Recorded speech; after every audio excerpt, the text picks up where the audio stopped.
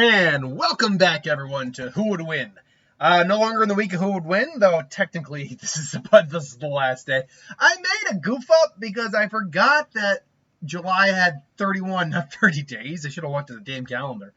And because of that, I included Sunday's Who Would Win, which was the 12 Olympian Mega Digimon, or the Olympus 12, the Mega Digimon versus the MCU Avengers, into the speed round video. And yeah, I'm like, oh, well, now I don't have a speed round video, so I might as well just bring up another one. And, I just want to just pros. I'm surprised more people haven't suggested this. This comes from Silent Ninja AMV. Goku, the main hero of Dragon Ball, who we all know at this point, versus Aizen, the main villain of Bleach for the majority of Bleach until 1,000 Year Blood War came around. And look, this is for if you're in one camp of the fandom, this is going to be a pretty stomp match, and if you're in the other camp of the fandom, you might think this is a pretty stomp match. And I don't really think it is one way or the other, believe it or not. Let me break it down. I'm going to basically do what I sometimes do and just go stat by stat by stat by stat and see what we're working with. Let's go by the physical stats first. Physical strength versus physical strength. Even if you're not talking about amps from like ki versus spiritual energy or whatever, Goku does have the physical edge over Aizen. I don't think that is in question. The man can lift 40 tons on his own in Dragon Ball Z. In Super, he is far stronger than that at this point. And that's just basic for below without any amps. We've never seen a huge amount of physical display from Aizen. Even the whole shattering the mountainside when he fought Ichigo said, "Oh, no, that was my sword." Now, that being said, it's very likely he could have done that. But that said, physical strength's not really what Aizen, of all his massive amounts of abilities, that's not really something he's known for. So, 1 point to Goku. What about durability? Well, in durability, that definitely goes to Aizen. The reason for that is the fact that, while Goku is extremely powerful, a universal level character at this point in the series, he is still capable of taking a massive amounts of damage and being floored by it. He got shot through the chest with a laser and dropped. Moro put his arm through the game man's chest. By the way, we're not looking at any non-canon version of Goku. So GT, Heroes, that thing where he absorbed the multiversal tree of power or whatever, that's not canon. We're not looking at that. We're only looking at the manga/anime. And I only say together because they're the same story told in different ways. Anyhow, you're still getting to the same point in terms of character power is what I'm trying to get at. Anywho. But yeah, Goku, when he's at full power, can definitely go toe-to-toe with universal level fighters, even low multiversal level fighters. Beerus is, by all accounts, low multiversal, but Beerus has never gone all out against Goku. Goku can take hits, but the problem is Aizen has technical immortality. With the Hogyuku implanted in him, which is a fragment of the soul, well, not even fragment, it's a artificial piece of the Soul King, pretty much, that's in there. He has massive amounts of regeneration. His durability is pretty impressive. But beyond that, he can just regenerate from something or evolve to counteract something that is threatening him. The only real clear-cut way to theoretically kill him, at least in terms of just pure durability, would be to overwhelm him so much that he would not be able to evolve fast enough to counter it. That, though, would require you having a supremely greater amount of Reiatsu or energy than him. And we'll get to that when we talk about that. But I will give him the durability feat. Add on to that, when Yuawak attacked him in their fight, and as he smothered them in energy, just buried him. And we see later he's fine. He's just resting back in the Hogyuku, or the Mugen. So, yeah, durability, I think, goes to Aizen. Speed is a very tricky one because Bleach is pretty much saying that Bleach characters move at light speed. When using Shimpo, they move at light speeds. Sarahs are depicted as beams of light, and they are faster. They are able to dodge those beams multiple times over. Honestly, we get characters that are probably thousands, if not millions of times faster than the speed of light, to be honest. But that does kind of pale in comparison to some of the speed feats Dragon Ball characters do. I mean, I'm not using Whis as the example to vouch for Goku per se, but Whis can like literally travel the entirety of their universe, which is much larger than the normal human universe, in the span of about 23 minutes, I think he said. Or it's from the Beerus's world. Goku, likewise, has been moving at faster than light speed since Namek, pretty much. And now, with Super, I couldn't even tell you how fast he is. Not to mention he has instant transmission, which is a teleportation-based technique. So, more or less. So, speed, I will lean towards Goku on that. Now, intelligence. Straight out intelligence, who's smarter? Aizen. We know, no one's arguing that. Even the dragon people are going to defend Goku are not going to argue that. But battle IQ, battle intelligence, combat intelligence, the ability to strategize, the ability to outmaneuver your opponent mentally, to outthink them. Goku is often depicted as a genius in terms of fighting, and that is, there's no question, that is the case. He can think on the fly, come up with a plan if he needs to. He is a master in terms of just straight martial art, which, by the way, let's give Goku the edge right now in actual martial arts. But I'm going to be honest, in terms of combat strategic intelligence, for everyone who like roots for Goku in that sense, and I do too, Aizen has him beat also. This is because Aizen not only can do the same thing Goku does, react and plan on the fly, he is already coming into fights with multiple plans in his head. He's not as smart as Urahara, but that's saying a lot because Urahara, he even acknowledges is smarter than him. And Urahara plans like 1,000 steps ahead, literally. But Aizen is someone who literally will go into a fight with God knows how many countermeasures prepared, different strategies, can immediately adapt on the fly. But the difference between him and Goku is he's already a genius without battle IQ. So, battle IQ, that goes to Aizen. But those all don't matter if one of them is just stronger than the other, which brings us to the last big two. Their abilities and techniques versus and their power. Let's start with abilities and techniques first. Goku is, by Dragon Ball standards, Goku has a lot of techniques. Not as much as like Cell, but a lot of techniques. He's got the Kamehameha, which he's famous for. He's got the Kaioken.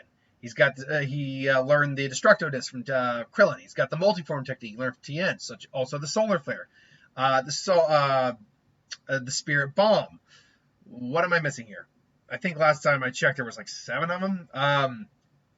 Kamehameha, Kaioken, Instant Transmission. No, I think I might have forgot that one. Spirit Bomb, Destructo Disc, Multiform Technique. Think words here. Multiform Technique, Solar Flare, and if you want to go in the manga, he did use Hakai once. Don't know if he could use it again, but he can use Hakai at least once. Plus, you want to count levels of power technique. Master Ultra Instinct is technically a technique as well.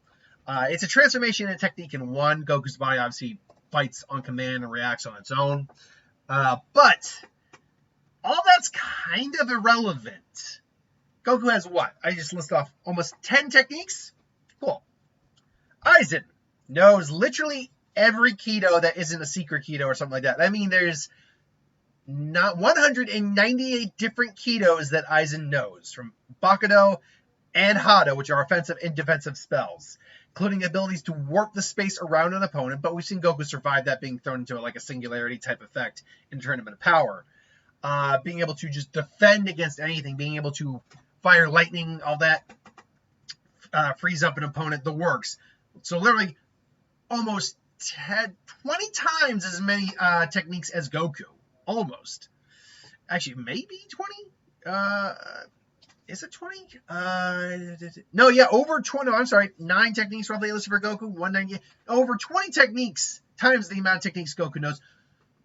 And Kyoka Soigetsu. Plus, he's got Shumpo and all that. But Kyoka Soigetsu, which one of the most broken things in anime, where he's able to literally control, not just manipulate, but control all 5 of your senses, making you see, hear, smell, taste, or feel whatever he wants.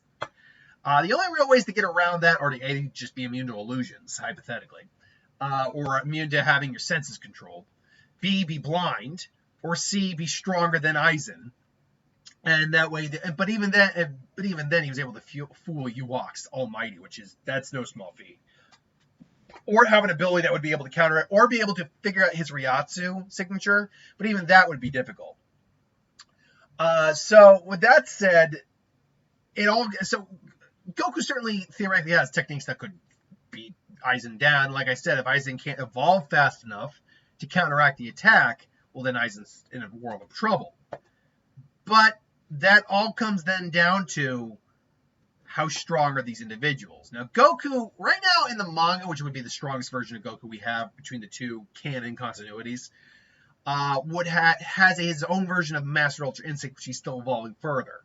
That would be theoretically the strongest version of Goku we have right now. Now, when we're talking about Goku just as Super Saiyan God, we know he was clashing with Beerus not even at full power and doing ripples through the universe. We know through experience time that he's gotten leagues and leagues and leagues stronger. His Super Saiyan God is stronger than the God he used prior. So Goku is at minimum a high universal, low multiversal threat. But, and this is very important, and this is why I get pissed off with Death Battle, how they did Aizen dirty, I think, in this fight. The understanding of what Aizen, because Aizen is compared directly to the Soul King. So he's compared directly to the Soul King. And if we're going to use that comparison, which I think is the right comparison to make, you have to understand what the Soul King's level of power actually is doing. In the world of Bleach, to sum it up real quick, before we had there are 3 Bing worlds. There's Hueco Mundo, where the Hollows exist. There's Soul Society, where the Shinigami exists, and there's a human world, plus minor dimensions, but those are the big 3. Well, before the known history, thanks that we found this out through Camp for Your Own World, there was only one world. There was no heaven, hell. Well, hell actually does exist separate to that. Hell is its own thing, but there was no soul. There was none of these extra dimensions, planes of existence.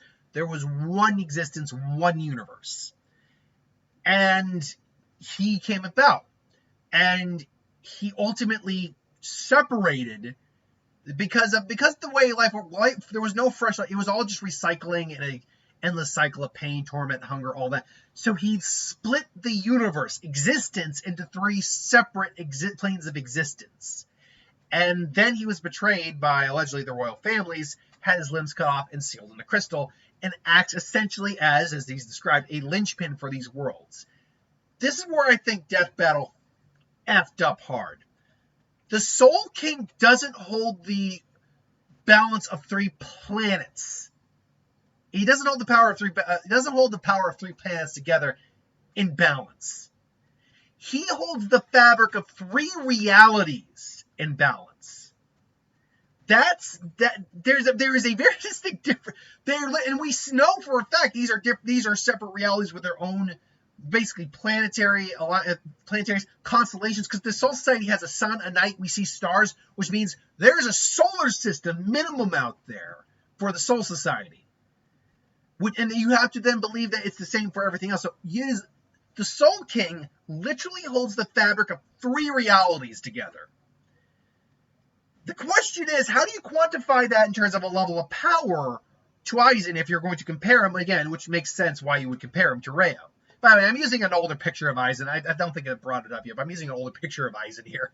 Point being, if you're going to compare him directly to Reo, who apparently actually does have a name, and we'll learn that in the anime, if you're going to compare it directly to Reo, then what is that level of power you're comparing it to? Because that's clearly beyond universal to multiple. Is that like 3 times universal because you're holding the fabric of 3 universes together? Or is that like multi-reality, which is not even a term, I think? My guess is that's a level of multiversal. That's a very specific type of multiversal. For example, Zeno technically is even beyond multiversal. Zeno exists outside of the timeline, his own world, his own universe, constantly watching the multiverse and could just blow it all out of existence. So Zeno is technically well beyond multiversal. But if you're talking about characters who say are multiversal but in a unique way, Nexus beings, for example, I think fall a little bit into this category because they exist in every form of reality at once. Aizen, but again, Aizen's power is enough that he literally can hold the fabric of 3 realities together in that comparable statement. So this all just comes around to the fact that I don't think Goku's got the power to overtake Aizen. Even if you were to somehow use Hakai, if the opponent's stronger than Hakai, it's not going to matter. I legitimately believe that, the Thazir Blood War arc jacked up the scaling for Bleach to God knows levels. Like before, if you had told me if Thazir Blood War didn't exist and Aizen was left where we saw him in the Karakura Town, then I actually would have probably said no. I think Goku probably was stronger, allegedly, maybe. I would have been, at least in terms of overall straight out raw power. But now that we have the Thousand-Year Blood War feats, the novels to add more context to the lore, no, Aizen is stronger than Goku power-wise, like straight out energy level-wise. Which now means that this fight would be extremely difficult for Goku. Let's say Aizen gets Leos, is causing havoc. Goku's the aggressor. It's confronting him. Aizen is amused by him. He doesn't think to use Kyoka, so he gets to him initially because Goku's not that strong. Goku immediately goes and can tell Aizen's strong, though, can sense it. Goes into Super Saiyan Blue. Aizen can suddenly feel the godlike ki coming off him. He's like, I see, so this is the way you're stronger than you would appear, son Goku. And Goku comes in, and maybe he actually does land a couple shots. Aizen's testing him out, and Aizen's like, that hurts. I can feel that. He is strong. Holy crap. And that's where it all goes to shit for Goku after that. Once Aizen realizes, okay, this guy's got a lot of power. He could actually be a legit threat. Kyoka Suigetsu, Goku has honed battle instincts. See, this is the one thing where I would say, like, even a Kenpachi might, at least for back in the day before Aizen became ridiculous, like, Kenpachi was a big was considered a threat to Aizen. A, he had immense Ryatsu. B, his unlimited potential. But C, his combat process was enough that he could literally react on instinct and make the right call. Hence what we learned, because we see that from Yajiru, who was fighting a guy who could literally disappear and from your thoughts and everything. And she learned that from Kenpachi, and we know that's just his Zanpakuto main manifest. So, someone with enough battle instinct could theoretically counter Kyoka Suigetsu, but it would not be easy. In fact, if anything, Sakanade might be, if Shinji ever fought Goku, Sakanade could be like the end of Goku, hypothetically. Although Goku would theoretically just have to power up and do an omnidirectional blast or something.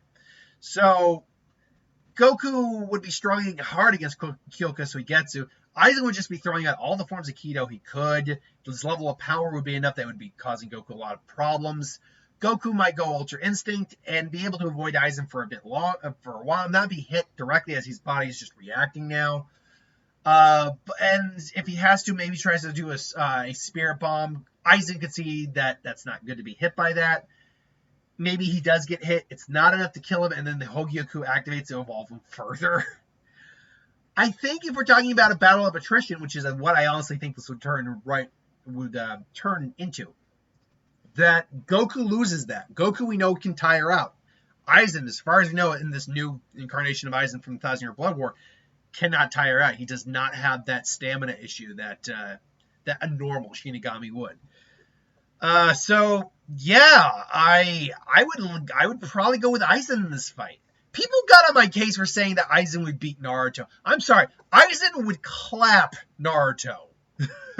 Actually, the only thing that Naruto actually has that could be a serious threat would be the Baryon mode. That would be a legit threat. That would.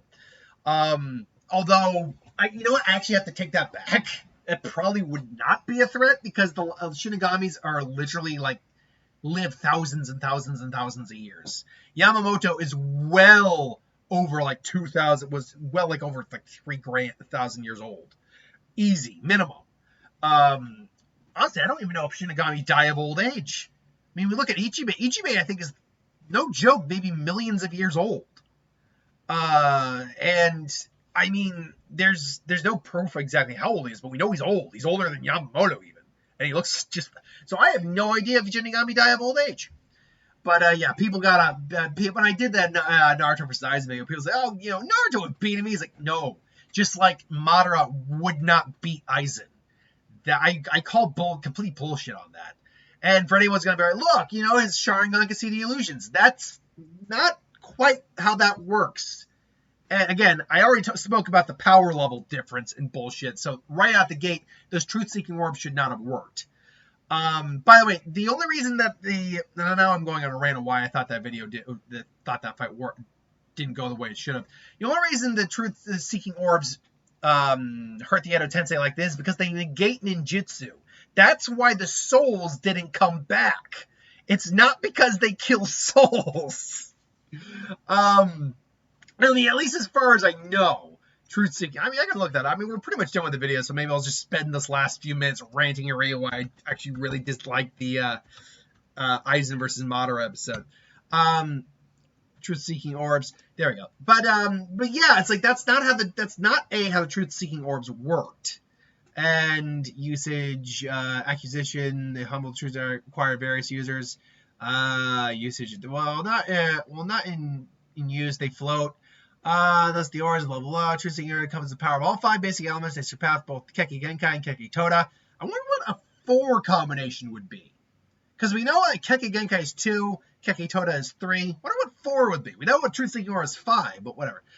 Capable of earnestly turning anything they touch into dust, manner similar to dust release, though this does not always occur.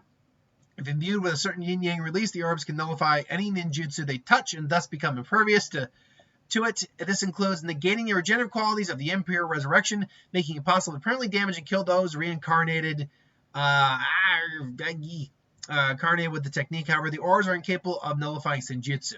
So look, permanently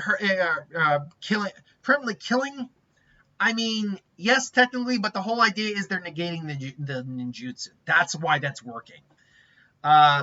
Beyond that, my only other real, besides the characterization of Aizen in general in that fight, my only other big complaint always was Aizen's displayed no defense against against illusions. Like, no, but you were using the Shinji fight where he figured it out in not even a minute.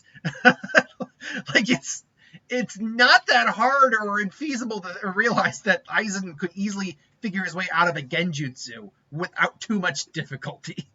I digress. Now I'm just ranting and raving. I think Aizen takes the fight. I know I'm probably going to get people to disagree. I've never been shy to, disagree with some opinions. So, yeah, I think Aizen takes it. Let me know what you think. Until then, thanks for watching. Hope you enjoyed, and I'll see you next time.